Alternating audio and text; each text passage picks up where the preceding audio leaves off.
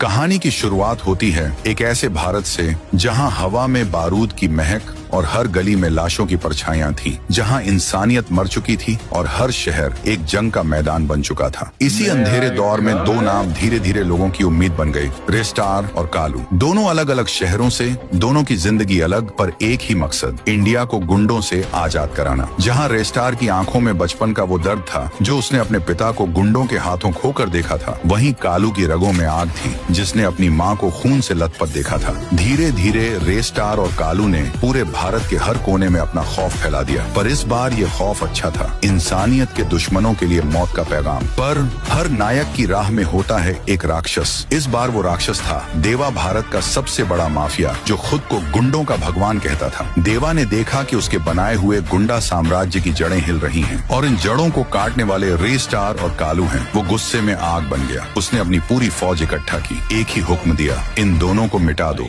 हमेशा के लिए। पहला वार रेस्टार पर होता है। एक रात रायस्टार अपने अड्डे पर बैठा होता है, एक कॉल आता है, एक गुप्त मिशन, एक जगह बुलाया गया। रायस्टार अपनी ब्लैक एसयूवी में निकलता है। जैसे ही उसकी कार एक सुनसान ब्रिज पर पहुंचती है, धड़ाम, पूरा ब्रिज हिल उठता है। आग, धुआं और मौत की गंध चारों तरफ फैल जाती है। एक दूर खड़ा गुंडा फोन पर कहता है, रेस्टार खत्म। खबर पूरे इंडिया में फैलती है। देवा हंसता है, अब बस कालू बचा है, लेकिन कहानी अभी बाकी है। कालू को जैसे ही पता चलता है कि रेस्टार मारा गया, उसके अंदर कुछ टूट जाता है। वो चुप नहीं बैठता। वो रेस्टार के अड्डे पर पहुंचता है। हर दीवार लहू से सनी थी, हर कोना जल चुका था, पर तभी देवा की फौज उस अड्डे पर हमला कर देती है। चारों ओर गोलियां, विस्फोट और फिर धुआं ही धुआं। कोई नहीं जानता कि ये कैसे हुआ। जब धुआं हटता है तो सामने बस लाशें होती हैं। देवा की आधी फौज मारी जा चुकी थी। देवा खुद डर जाता है। वो भागता है, अपने सबसे भरोसेमंद आदमी को बुलाता है और चिल्लाता है, तूने कहा था रेस्टार मरा है। फिर वो कौन था जो धुएं में मौत बनकर निकला? और फिर देवा उसे वहीं गोली मार देता है। सच सामने आता है। दरअसल ब्रिज पर जो धमाका हुआ था वो रेस्टार ने खुद प्लान किया था। उसने अपनी मौत का झूठा खेल रचा ताकि देवा को लगे कि वो जीत गया है।